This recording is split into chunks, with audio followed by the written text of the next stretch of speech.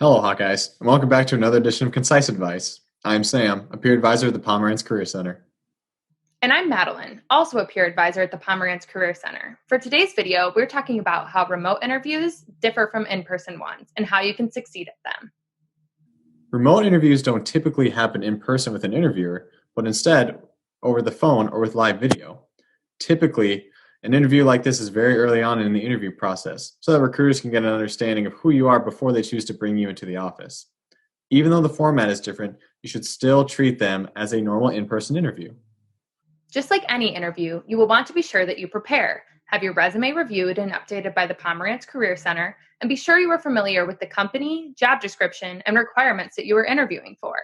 What are the company's values? How have they been in the news recently? What are they looking for in a candidate?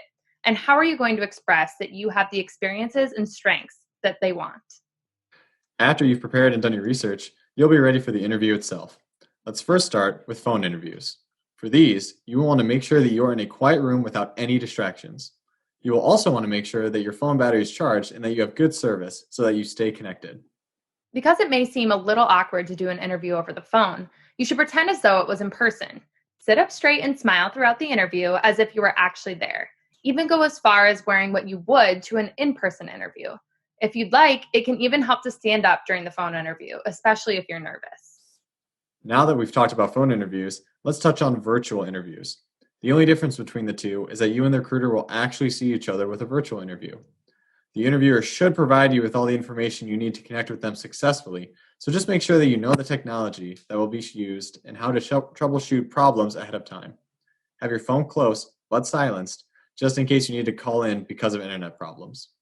Before the virtual interview, ensure that your username and background are appropriate.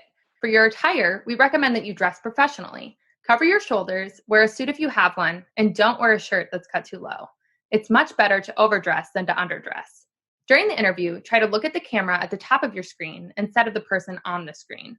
That way, it will look like you're making eye contact on the recruiter's screen. And with that, we hope that you've enjoyed this week's edition of Concise Advice. Be sure to look out for our next video in 2 weeks, where we'll be talking about interview questions. See you next time, Hawkeyes. Bye!